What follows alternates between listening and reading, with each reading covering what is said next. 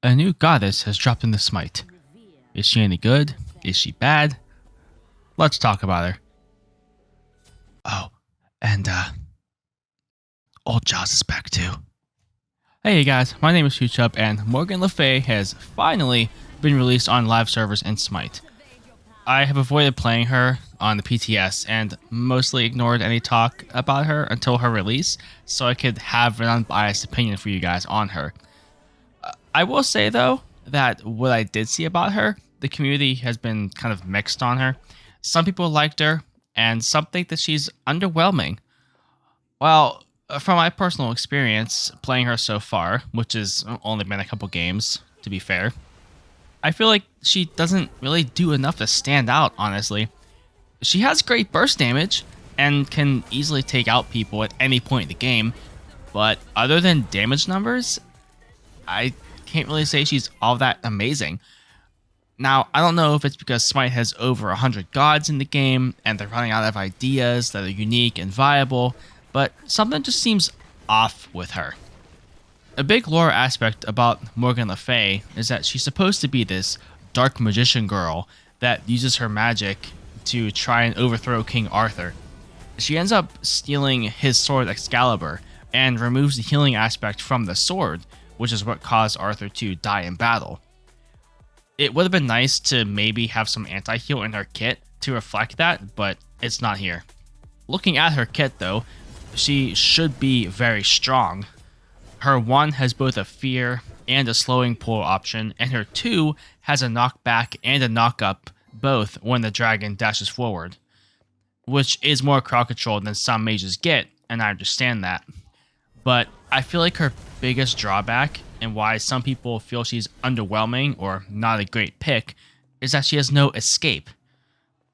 Other burst mages in Smite have some type of leap or dash or anything like that to get out of harm's way. Scylla has her teleport, Vulcan has his backstep, Hebo can use his ult to get away plus the river for the speed increase, Yanis has his portals, you guys get the idea. But Morgan Le Fay doesn't have any of that. She does get a speed boost from using her 3 for a short time, but that's it. A constant thing I kept seeing before she was released was, why pick Morgan over Scylla? And in terms of survivability, I kind of have to agree with that, honestly. Scylla is a safer pick because she can teleport and Morgan can't. Hopefully you guys haven't teleported away by now, and if you haven't, hit the thumbs up and leave a comment down below. If you enjoy this type of content and haven't subscribed yet, then please subscribe and hit the bell for more content like this in the future. Moving on to the other thing you'll notice in the video, the map.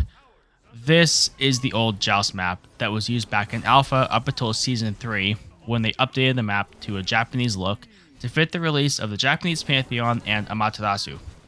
Now, I've already covered this in the previous video, link down below, but I wanted to give an updated take on this. So starting off, I just have to say something about this. If you look at the map, you can tell it's an old map. Some of the textures are not really good looking at all, and it feels like it was ripped right out of beta or season 1 with no changes at all. Now, Smite can be a very pretty looking game, but this just isn't it. They could have done something to give it a more modern look, but clearly they didn't think that was a good enough time investment. Now, it does fit in well with Morgan Le Fay's release, considering that she is from the Arthurian Pantheon, which is medieval. But I think the bigger topic here is, how does the map play? Well, I said in my previous video that I was never really a big fan of this map to begin with. It just kind of felt like a one-lane map with buffs just kind of thrown over to the side, like, hey, look, there's more stuff over here.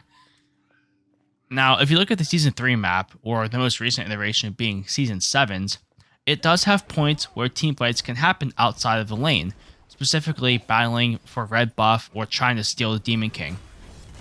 This map has 2 red buffs and no Demon King, so there's no incentive to try and leave the middle lane other than to get your 1 buff and go back.